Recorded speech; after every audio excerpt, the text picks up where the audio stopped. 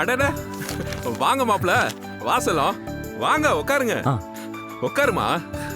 என்ன திருவிழா ட்ரிப் எல்லாம் எப்படி இருந்துச்சு? அங்கிள், எங்க ஊர் பெருமைய நானே சொன்னா நல்லா இருக்காது. ஸ்வேதாவே கேளுங்க.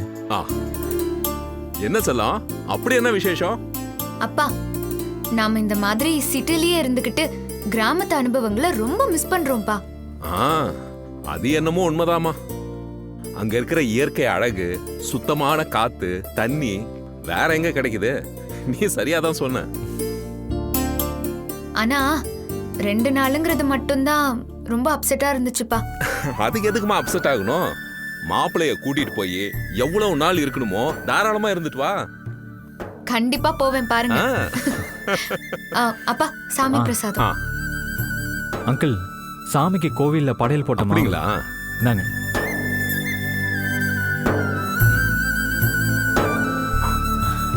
ரொம்ப சந்தோஷமா. ஆமா, ஆன்ட்டியை காணோம் அங்கிள். இங்க பாருங்க மாப்ள, உங்க கல்யாணத்துக்கு முன்னாடி நாள் தவறாம கோயிலுக்கு போறவ உங்க கல்யாணத்துக்கு அப்புறம் நேரம் தவறாம கோயிலுக்கு போக ஆரம்பிச்சிட்டா.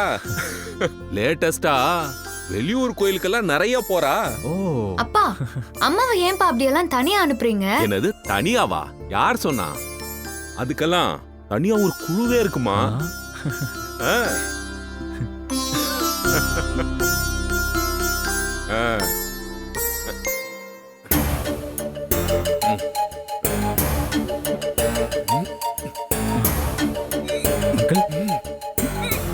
அங்கிள், என்னாச்சு அங்கிள்?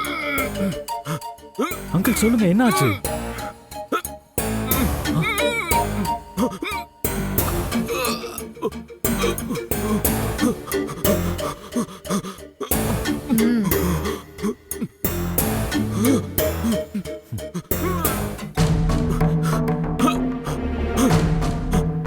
அப்பா, ப்ளீஸ் வேண்டாம். எல்லா டைமும் நாங்க ஷாக் ஆக மாட்டோம்.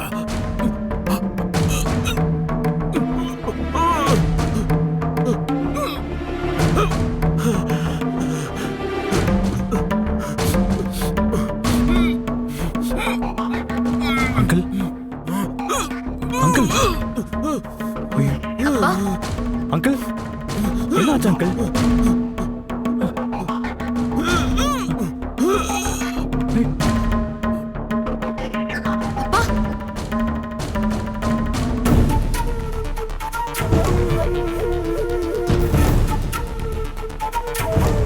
அங்கிள், அங்கிள்,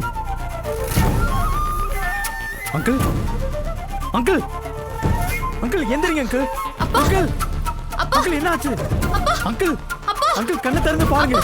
அங்கிள், அங்கிள், என்னாச்சு அங்கிள்? அங்கிள், எந்திரிங்க. அங்கிள், அங்கிள், எந்திரிங்க. அங்கிள், என்னாச்சு உங்களுக்கு? அங்கிள், எந்திரிங்க அங்கிள். என்ன பாருங்கப்பா. அங்கிள், எழுந்திரிங்கப்பா. அங்கிள், என்னாச்சு உங்களுக்கு? எந்திரிங்க. எழுந்திரிங்க. அங்கிள், ஐயோ, அப்பா, அப்பா, அப்பா, ப்ளீஸ் எழுந்திரிங்க. அப்பா, அப்பா, அப்பா, அப்பா, ஹலோ, ஆம்புலன்ஸ். எழுந்திரிங்கப்பா.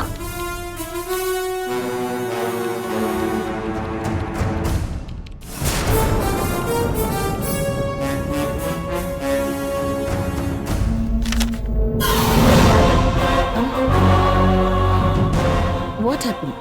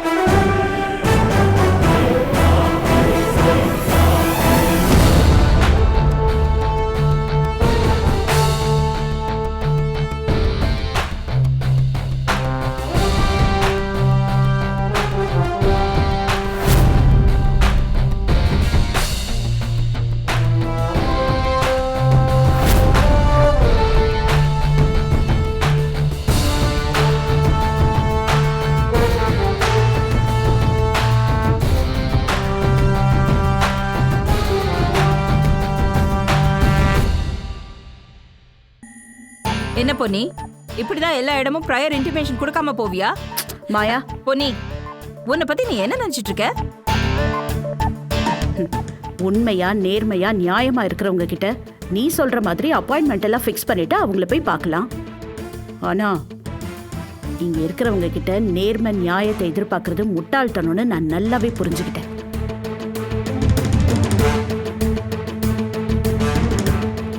அதனாலதான் நேரா நானே வந்திருக்கேன்.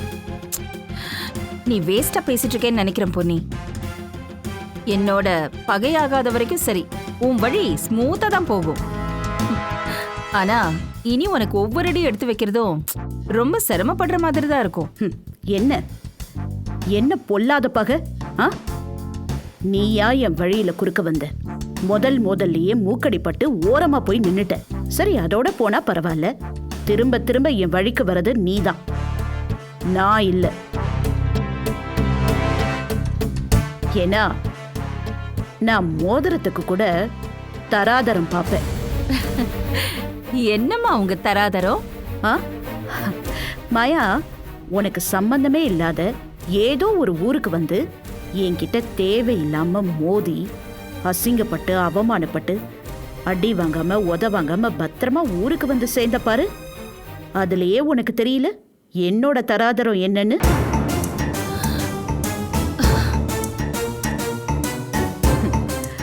ப்ராப்பரா குவாலிட்டியா குவாலிஃபை ஆகிறதுக்கு தான் எல்லாரும் ஃபாரினுக்கு போய் படிப்பாங்க.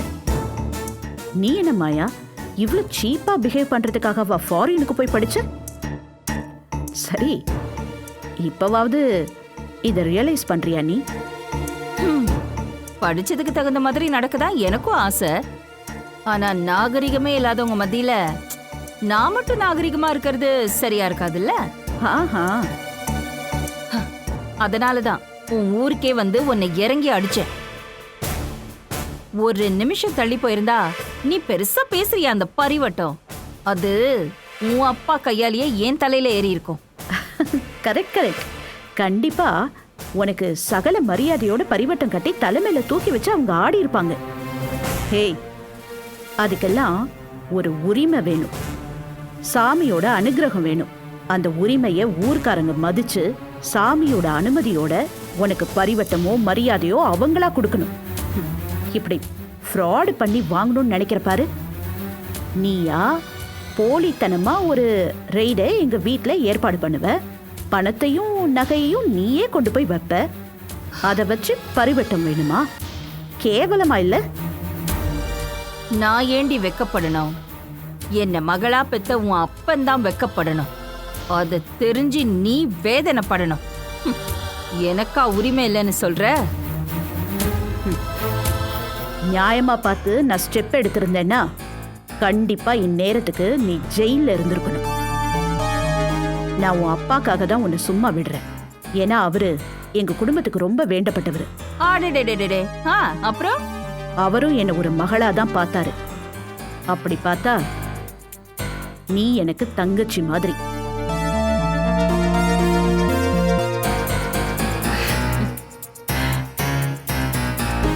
இந்த ஃபூலிஷ் சென்டிமெண்ட்ல வர பரிதாபம்லாம் எனக்கு எப்பவுமே தேவையில்லை. போலீஸ் இல்ல, நீ மிலிட்டரியே கூட்டிட்டு வா, பாத்துக்கலாம். ஆனா நான் என்ன மாத்திக்கிறதா இல்ல. உலகத்துல எனக்கு எல்லாரையும் ரொம்ப பிடிக்கும், ஆனா உன்னை சத்தியமா பிடிக்காது. ஏன்னா நீ என் தொழில் எதிரி இல்ல. நியாயமா எனக்கு கிடைக்க வேண்டிய உரிமையில பங்கு கொடுக்காம முழுசா நீ அனுபவிச்சுட்டு இருக்கிறதுனால முழுமையான எதிரி. என்ன பிடிக்காது? அதான் எனக்கு நல்லா தெரியுமே உனக்கு ஆக்சுவலா யாரெல்லாம் பிடிக்கும்னு. இங்க பாரு, இந்த பேச்சுக்கெல்லாம் அவசியமே இல்லை. இப்பவும் கடைசியா உனக்கு ஒரு வார்னிங் கொடுக்கறேன். ஒழுங்கா திருந்தி உன்னோட இந்த குறுக்கு வழியெல்லாம் ஓரம் கட்டி வச்சுட்டு ஒழுங்கான இண்டஸ்ட்ரியலிஸ்டா வாழ பாரு. அதான் உனக்கு நல்லது. இல்ல ரொம்ப கஷ்டப்படுவேன்.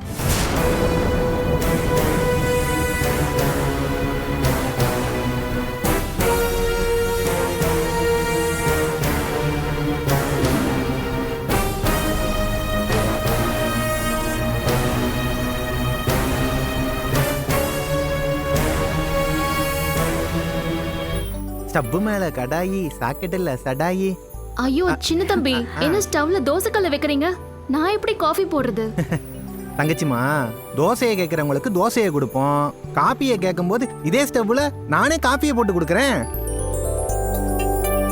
சரி, அப்ப எனக்கு தோசை இல்லையா சின்ன தம்பி? நான் தானே ஃபர்ஸ்ட் உன்னை பஸ் ஸ்டாண்ட்ல இருந்து கூட்டிட்டு வந்தேன். ஐசம்மா, உங்களுக்கு இல்லாமலா? 2வது தோசை உங்களுக்கு தான். சின்ன தம்பி, அப்ப எனக்கு? பாசே, உங்களுக்கு இல்லாமலா? 3வது தோசை உங்களுக்கு தான். அட போவே. குடும்பத்தோட இன்னைக்கு என்னோட தோசையை சாப்பிடுங்க.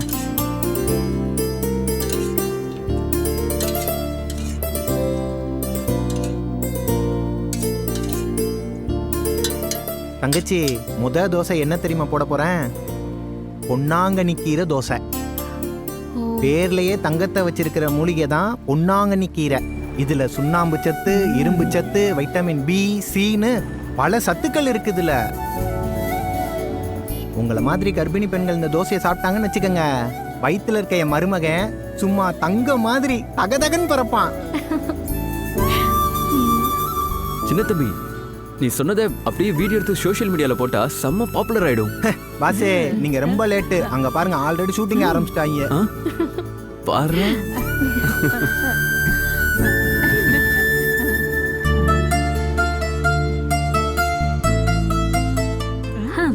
அண்ணே, செம்ம ஐடியாவா இருக்குன்னு. சின்ன தம்பிய இந்த மாதிரி கர்ப்பிணி பெண்களுக்கான மூலிகைகள்லாம் பத்தி பேச சொல்லி நம்ம வீடியோ பண்ணி போடுவோம்.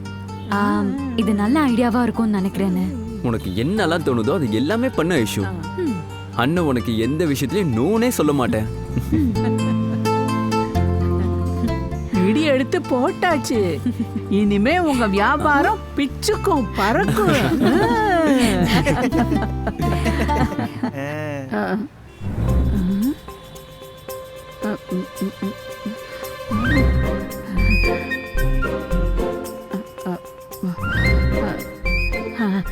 டேய், அவங்க 2 பேரும் காத்துக்கிட்டு இருக்காங்க. ஒரு நல்ல காஃபி போட்டு கொடு 2. இந்த வரேன். இந்த பாட்டி, அங்க போய் கொடு.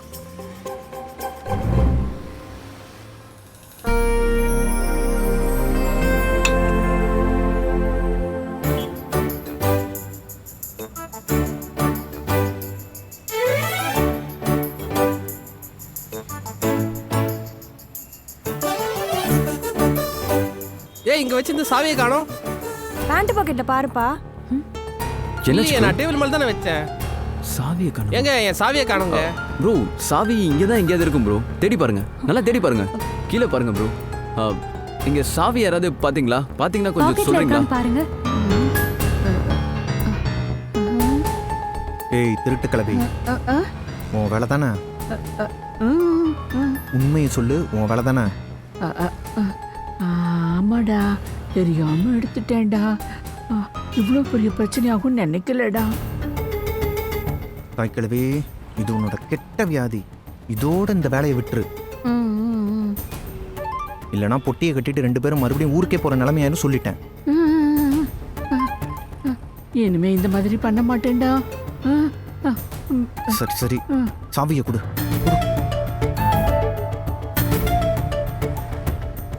அங்க அங்க பாருங்க. இரு, வந்து வச்சுக்கிறேன். எங்க அங்க ஏதாச்சும் சாவியை பாத்தீங்களா? கீழே பாருங்க, நல்லா அங்க பாருங்க. அங்க தேடுங்க நல்லா. அந்த டேபிள் கீழே பாருங்க பாஸ். கீழே பார்த்தாச்சு. அங்க இருக்கான்னு கொஞ்சம் பாருங்களேன். அண்ணே, உங்களுக்கு காலு கடியில இருக்கான்னு கொஞ்சம் பாருங்களேன்.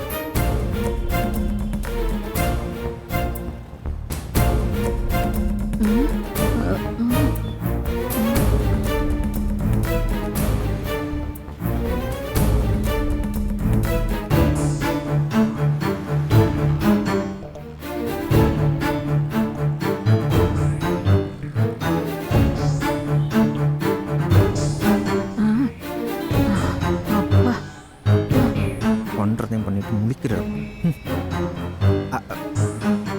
பிரதர், இங்க பாருங்க, பைக்லயே கீ வச்சுட்டு அங்க தானே எப்படி கிடைக்கும்? வாங்க. அங்க இருக்கா? இங்க பாருங்க, பைக்லயே இருக்கு. அங்க போய் தேடிட்டு இருக்கீங்க. நான் டேபிள்ல வச்ச கீ இங்க எப்படி வந்துச்சு? அது ஏதாவது மனப்பிராந்தியா இருக்குங்க, எடுத்துட்டு போங்க.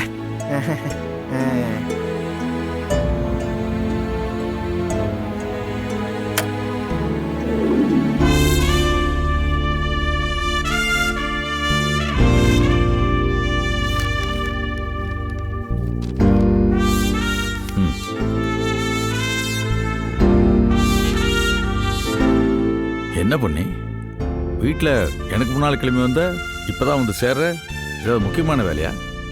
ஆமாங்க, மாயாவை தான் பார்த்துட்டு வரேன். நல்ல விடுவிடுன்னு விட்டுட்டு வந்தேன். இப்பதான் மனசுக்கு கொஞ்சம் நிம்மதியா இருக்கு. இனிமே என் விஷயத்துல தலையிடக்கூடாதுன்னு வார்ன் பண்ணிட்டு வந்திருக்கேன். என்ன பண்ணி இது? இதெல்லாம் நமக்கு தேவையா? நமக்கு 1008 வேலை இருக்கு. அதை பார்க்கவே நமக்கு நேரம் இல்லை. இப்போ அவளை போய் பார்க்கறது ரொம்ப முக்கியமா? என்னங்க நீங்க இப்படி பேசுறீங்க? அவ என்னெல்லாம் வேலை பண்ணி வச்சிருக்கா? போலியான இன்கம் டாக்ஸ் ஆளுங்களை வீட்டுக்கு அனுப்பியிருக்கா. வீட்டுல இருக்கிற ஒரு பொருளை விடல, எல்லாத்தையும் போட்டு உடைச்சு கலாட்டா பண்ண வச்சிருக்கா. அவளை போய் விட சொல்றீங்க? பொண்ணி, அவ பண்ண தப்புக்கெல்லாம் கோயிலே அசிங்கப்பட்டு போயிட்டா. தேவையான அளவுக்கு அவமானப்பட்டும் போயிட்டா. அதோட விட்டுறணும். திரும்ப தேடி தேடி போய் பிரச்சனை பண்ணிட்டு இருந்தா அப்புறம் அவளுக்கு நமக்கு என்ன வித்தியாசம் சொல்லு? இல்லைங்க, என்னால அப்படியெல்லாம் விட முடியாது. அவளுக்கு கிடைச்ச தண்டனை போதாதுன்னு நினைக்கிறேன். என்னை விட்டிருந்தா அப்பவே ஏசி சாருக்கு ஃபோன் பண்ணி அவ மேல கம்ப்ளைண்ட் ஃபைல் பண்ணி ஜெயிலுக்கு அனுப்பியிருப்பேன். அவ அப்பாவோட முகத்துக்காக விட்டேன். அவங்க அப்பா உனக்கு தெரியுமா? என்னங்க இப்படி கேக்குறீங்க? நம்ம கணபதி சார் தானே நம்ம வீட்டுக்கு எத்தனை தடவை வந்துட்டு போயிருக்காரு. அவன் நல்ல மனுஷன். அவர் எப்பவுமே சொல்லுவாரு, நீ எனக்கு ஒரு பொண்ணு மாதிரின்னு. அந்த ஒரே ஒரு காரணத்துக்காக தான் அவளை நான் சும்மா விட்டேன். அவரு எவ்வளவு தங்கமான குணம் வச்சவரு. அவருக்கு போய் இந்த மாதிரி பிசாசு மாதிரி ஒரு பொண்ணு. பொண்ணே, இனி அவளை பத்தி யோசிக்கிறது, அவளை என்ன பண்ணலாம்னு நினைக்கிறது, இதெல்லாம் விட்டுரு. பிசினஸ் போட்டி மட்டும்தான். அவ தான் ஏதோ மெச்சூரிட்டி இல்லாம அப்படிலாம் நடந்துக்கிறானா, நம்மளும் பக்குவம் இல்லாம நடந்துக்கணுமா என்ன? என்னங்க இது? பிசினஸ்ல மட்டும் போட்டி போட்டா பரவாயில்ல, எதிர்பாராத விதமா நம்ம ஊருக்கே வந்து நம்ம கோயில்ல எவ்வளவு பெரிய கலாட்டை பண்ணா அவளை போய் எப்படி சும்மா விட முடியும்? பொன்னி, தேளோட குணம் கொட்டுறது, மனுஷனோட குணம் மன்னிச்சு வர்றது. மன்னிச்சுட்டு விலகி போயிடணும். அதை விட்டு அவங்கள்ட்டலாம் மல்லு கட்டி நிக்க கூடாது. இதுக்கு மேல நான் எதுவும் சொல்ல மாட்டேன், அவ்வளவுதான். எனக்கு ரொம்ப ஆச்சரியமா இருக்குங்க. என்ன? இல்ல, வீட்ல பசங்க சின்னதா ஒரு தப்பு செஞ்சாலும் சரி, ஆபீஸ்ல யாராவது தப்பு செஞ்சா கூட உங்களால பொறுத்துட்டு இருக்க முடியாது. இப்போ அந்த மாயா விஷயத்துல இவ்வளவு வித்தியாசமா நடந்துக்கிறீங்க. அது அது அதெல்லாம் ஒண்ணும் இல்லை.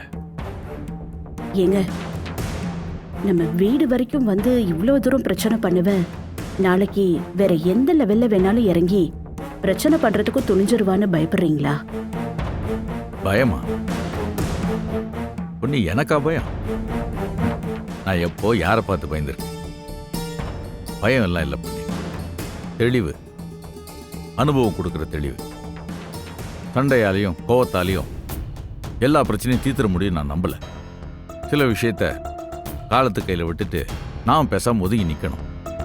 பொண்ணே, நான் என்ன சொல்ல வரேன்னா, அவங்களுக்கு கொஞ்ச நாளைக்கு நம்ம தொந்தரவு பண்ணாமல் விட்டோன்னா அவங்களும் தொந்தரவு பண்ணாமல் விலகி போயிடுவாங்க.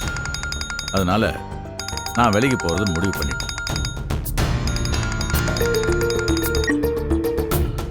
சொல்லுப்பா. அப்பா, ஸ்வேதாவோட அப்பாவுக்கு ஹார்ட் அட்டாக் வந்துருச்சுப்பா. என்னப்பா சொல்ற? மாணிக்கா,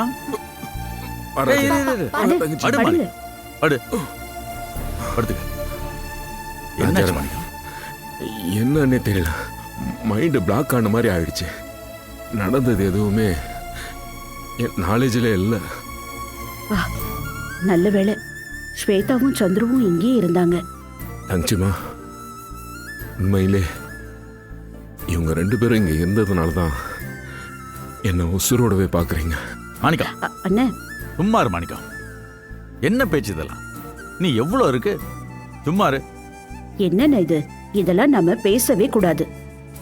தங்கச்சிமா, பேசணும்னு தோணுச்சு, பேசிட்டேன்.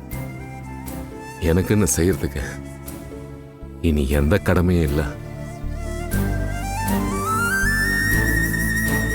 தொழிலையும் சரி, குடும்பத்திலையும் சரி, ஒரு நியாயமான முறையில் செட்டில் ஆயிருக்கேன்.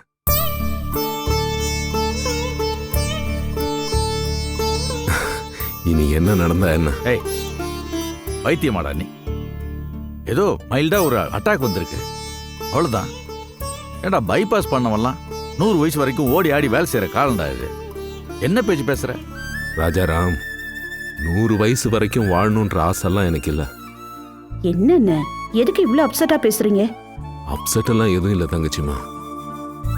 அடுத்தபடியா நான் வாழ்க்கையில ரொம்ப எதிர்பார்த்துட்டு இருக்கிறது இந்த வீட்டுக்கு வரப்போற என் பேரன் பேத்திக்காக தான்.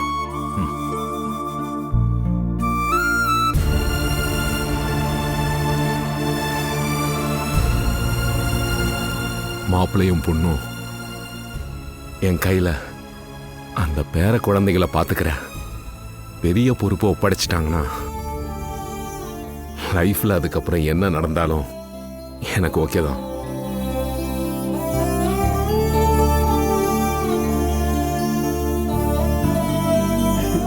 அதை பத்தி நீங்க கவலையே பட வேணாம். 2 பேருக்கும் இப்பதானே கல்யாணம் ஆயிருக்கு. கூடிய சீக்கிரம் பேர குழந்தைங்களை கொஞ்சறதுக்கும் அவங்கள பாத்துக்கிறதுக்கான பொறுப்பும் நம்ம கைக்கு வரதான் போகுது.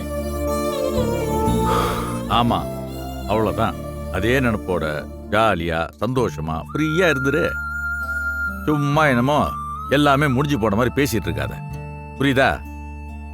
ராஜாராம், நீ இவ்வளோ பக்குவமா ஆறுதல் சொல்றதுக்கு நீ என் பக்கத்திலே இருக்கும்போது ரொம்ப சீக்கிரமா எனக்கு தாத்தாவாகிற பொறுப்பை என் மாப்பிள்ளையும் பொண்ணும் தெம்பா இருக்கும்போது நோ வரிஸ்.